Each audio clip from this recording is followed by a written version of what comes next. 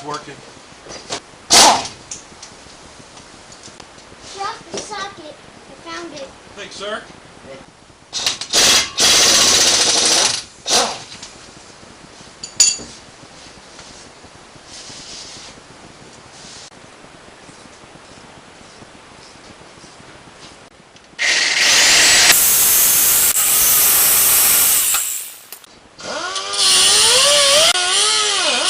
You're like 5 levels above one. I'm a redneck. Finally got this bracket loose right here that I was cutting on. There's the 2 bolts that hold it in. Got the one out, but then the other one didn't want to come out very easily. I cut the top of it off, it still wasn't good enough.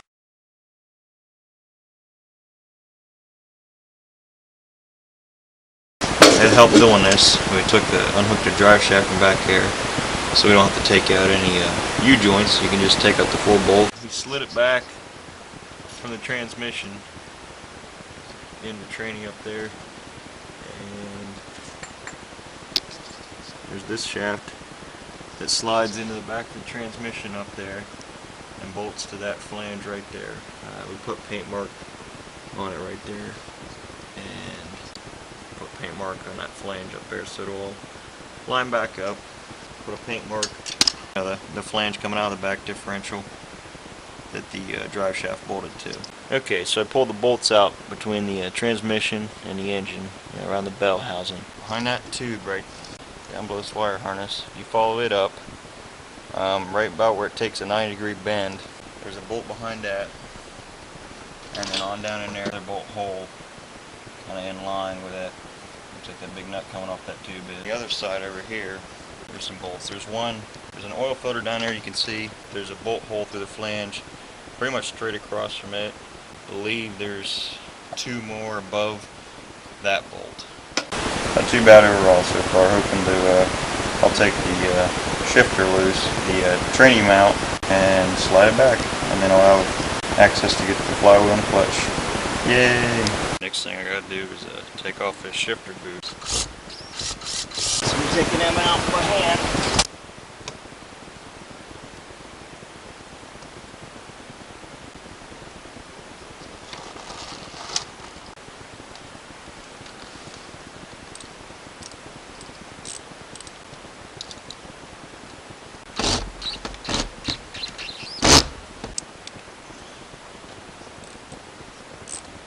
Alright, since this one right here is spinning on me, I'm going to bust this bolt off.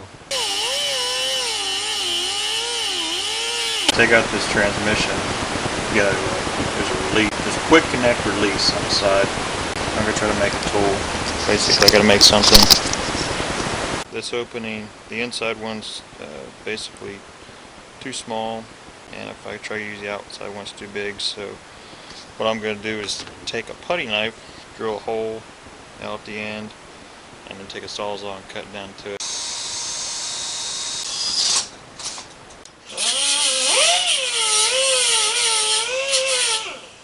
The good news is I have about the right size I need. The bad news is this thing's too flimsy. I've got another one, so it's not a big deal if I ruin it, but I need something stiffer. I've got a putty knife that's stiffer. I'll just match this one up and make it that size and then use this. I think I found this, so it's not a big deal. Actually, what I'm thinking of is, if it's stronger at the base, maybe cutting this off here and make another one. We'll try that first. Wayne, guess what I'm going to send you?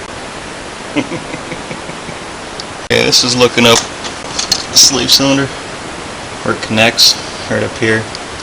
I tried that tool in there and it just wasn't enough leverage, so it didn't work. It's probably too old and corroded, but they'd cut it before and they have a union between the line, so I just broke it free. The other stuff is there's 2 electrical connectors. You can see the orange one up there, and then this connector. And the other thing I took off is the speedo cable. It just bolts from the side of the transmission. It's an 11mm bolt, so you just take that off and just pull it straight out. I don't think you have to worry about lining it up, but if so, then I'm wrong. So sue me. Okay, since them bolts won't come loose and I can't clear that cross member, and this bolt is just shot, use my favorite tool.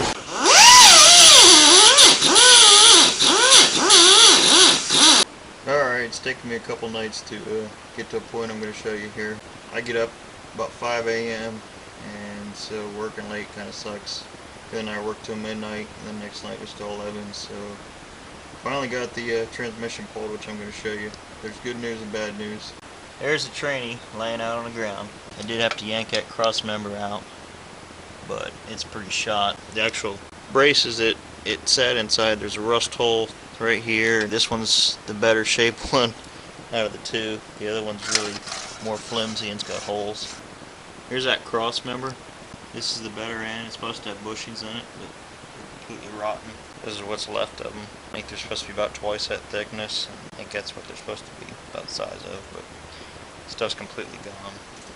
And even with a cordless impact gun, which I think it has about 400 foot-pounds of reverse torque, your wheels are only usually held on by about 90 to 100 foot-pounds, so gives you an idea. The electric impact would not take off the nut or spin the bolt. To break the other one, I had a 3/4 inch drive breaker bar, and it just snapped it. Alright, I'm going to show you the tranny's pulled out. Here's the back of your engine. While you're in there, you might as well replace that rear main seal. For this one, it's right around 10 bucks. It's well worth the 10 bucks to spend since you got this all out of place. You can see it's kind of wet back there, so more like that is leaking. I'm going to go ahead and replace it because right now it's really easy to do, and like I said, it's not that expensive. I don't know what I'm going to do about this cross member because right now it's a dealer item only, and it's like 112 bucks. Since the truck is a $300 truck and it's an 88, I've got some pipe down at my dad's place, and there's an arc welder. I might try to make a brace. Maybe just add the old one to it. I don't know. Figure it out. That's where I'm at right now. I'm pretty much done for now. I'm gonna have to get a rear main seal and figure out what I'm gonna do with this cross member. I could, at least get the rear main seal replaced and the new clutch in, which I've already got that, and the flywheel, full clutch kit. Do all that, throw it back together, I guess. Like put the tranny back up in there. You can let it hang. It's probably not the best thing in the world, but you can. But I'll probably just put a jack stand under it to support it till I can figure out what I'm gonna do. Pretty much shot. Yay!